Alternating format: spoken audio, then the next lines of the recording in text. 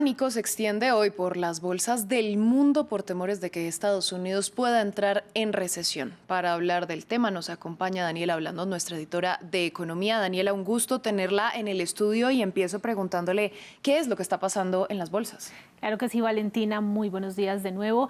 Y personalmente le cuento que esto es algo que yo no veía desde hace mucho tiempo, inclusive desde pandemia, cuando las bolsas llegaron a caer en esos niveles. Este descenso ya venía desde el viernes, cuando el Departamento de Trabajo de Estados Unidos publicó datos laborales peores de lo esperado, y eso hizo que reapareciera este fantasma de la recesión. Y ya sea que esta perspectiva es real o imaginaria, el mero regreso de la discusión ya ha causado estragos, como lo vamos a ver a continuación. Vamos a comenzar con Asia.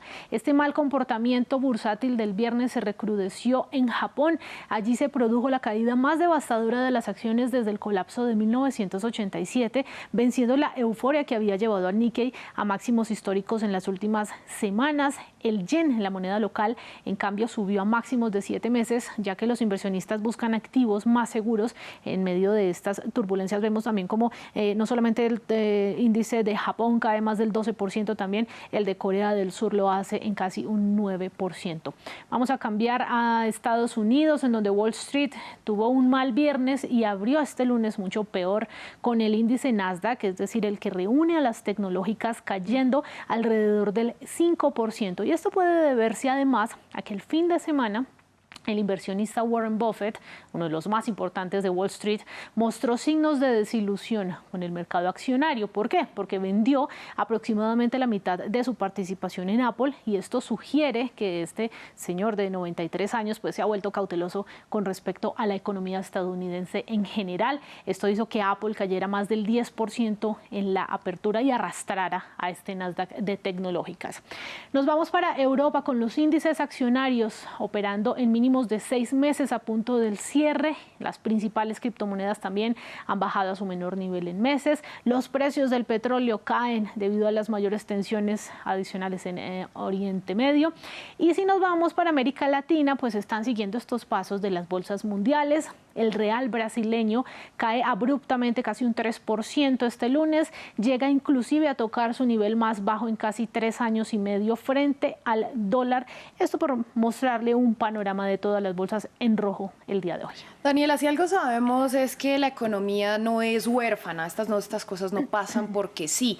¿Por qué se dice que hay temores de recesión en Estados Unidos? Claro, y haciendo la claridad de que cualquier cosa que pase en Estados Unidos repercute sobre todas las bolsas del mundo, porque es la economía más grande del planeta. El viernes pasado, todo esto comenzó el viernes cuando se conoció que la tasa de desempleo en Estados Unidos está en máximos desde septiembre de 2021, y también que hubo una importante desaceleración en la contratación. Lo vamos a ver en este gráfico, en donde mostramos la adhesión de las llamadas nóminas no agrícolas en Estados Unidos. Como en julio de 2024 fue de apenas 114,000, se ve como en los otros meses había sido mucho más alta. Ese deterioro del mercado laboral se interpreta como una amenaza para la economía. Entonces, estas nóminas no agrícolas, que aumentan en 114,000 puestos en julio, según la Oficina de Estadísticas Laborales, son casi la mitad de lo que se había creado en promedio en los últimos 12 meses, y eso hace desde luego que se generen estos temores. Y entonces, ¿cómo es que se llega a esta situación tan compleja? Acá hemos dicho muchas veces cómo la Reserva Federal ha mantenido sus tasas de interés en un máximo de 2 décadas durante más de un año. Para hacernos una idea, en pandemia estaban entre el 0 y el 0,25% anual, este rango que define la Fed y que al final se traslada a los usuarios. Hoy en día ese rango está entre un 5 y un 5,25%, mucho más alto.